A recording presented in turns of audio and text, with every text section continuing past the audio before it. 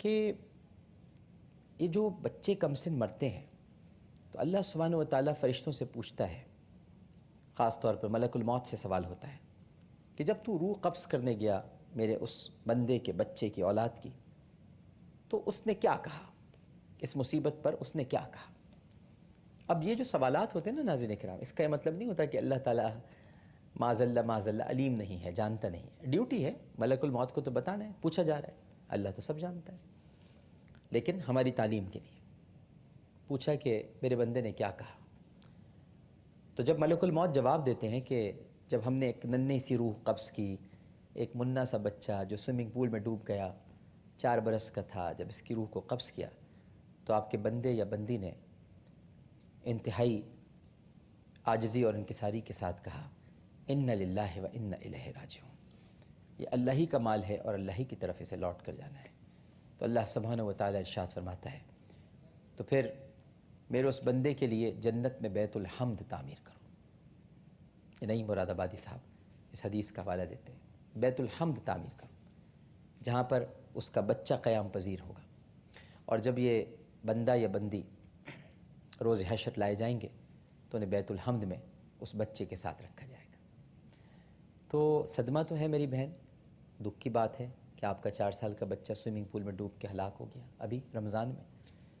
تو ایک تو رمضان المبارک میں اس کا انتقال ہوا، دوسرا آپ کے لیے اجر اور ثواب کا سبب بنا، لیکن آپ اپنے آپ کو گنہگار نہیں کہیں۔ یہ مت کہیں کہ ہماری کسی گناہ کی سزا ہے جو ہمارے رب نے، اللہ تعالیٰ ظلم نہیں کرتا میری بہن، معاذ اللہ۔ ظلم ہم کرتے ہیں اپنے نفس پر، اپنی جانوں پر ظلم کرنے والے ہم ہیں۔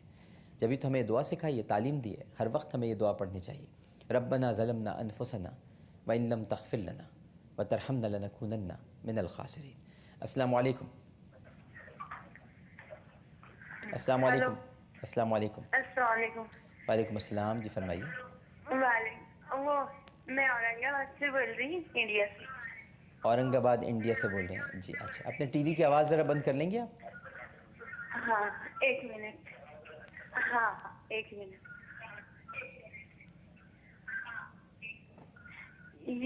میں یہ پوچھنا چاہ رہی تھی کہ آپ اتنا ڈیٹیل اتنا اچھا بتاتے سب ہوتا، آپ اپنے ٹی وی کی آواز بند نہیں کر رہے سکون میرے سے بہن۔ اور بہت صحیح طریقے سے دماغ میں بات آتی۔ جی جی فرمائیے۔ میوٹ کر دی میں نے۔ اچھا میوٹ، اب صرف وہ بتائیے۔ دکھ رہے ہیں، میرے آواز صرف نہیں وہ ہاں میوٹ تو نہیں کیا آپ نے، لیکن خیر میرے کو بتائیے۔ تھوڑا سا نا پردے کے مطلب نقاب جو رہتا ہے نا، گوشہ پردہ، تو وہ پوچھنے کا تھا، وہ ذرا ڈیٹیل میں بتائے، وہ تو زیادہ اچھا رہے چلیے گا۔ ٹھیک ہے، بالکل صحیح ہے، انشاءاللہ اچھی بات آپ نے کی ہے۔ تو انشاءاللہ ہم کل جب ہماری ٹرانسمیشن ہوگی اور یہ پروگرام آپ انشاءاللہ جب دیکھیں گے تو کچھ حجاب پر گفتگو کریں گے، حجاب کیا ہے، اور دنیا کی ہر چیز اللہ تعالیٰ نے جو خوبصورت ہے اسے چھپا کے رکھا ہے۔ دیکھیے، سیپ بہت عرصے تک انتظار کرتی ہے کہ پانی کا کوئی قطرہ اس کے دامن میں کچھ دیر کے لیے پناہ لے لے، اور پھر وہ اس کی پرورش کرتی ہے۔ برسوں بعد جب سیپ کھلتی ہے تو اس میں سے موتی نکلتا ہے، اور بہت چھپا کے رکھتی ہے سیپ اسے۔ اسی طرح آپ قدرت کی جتنی صنائیاں ہیں ان کا اگر مظاہرہ کریں، مشاہدہ کریں، تو آپ کو کینو لے لیں، کیلا لے لیں، کوئی اور پھل لے لیں، یہ سب چھپے ہوئے ہیں۔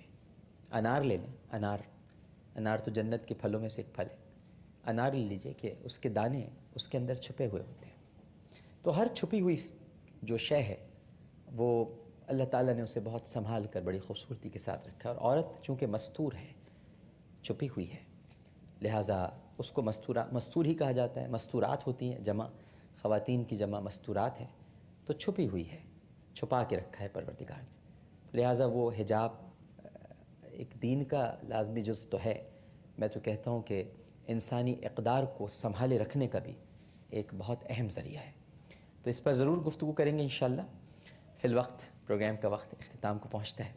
آپ سب کا بہت بہت شکریہ جنہوں نے کالز کی، اور انشاءاللہ بشرط حیات اور حالات کل اسی وقت اسی پروگرام کے ساتھ دوبارہ حاضر ہوں گے. اپنا بہت خیال رکھیے گا.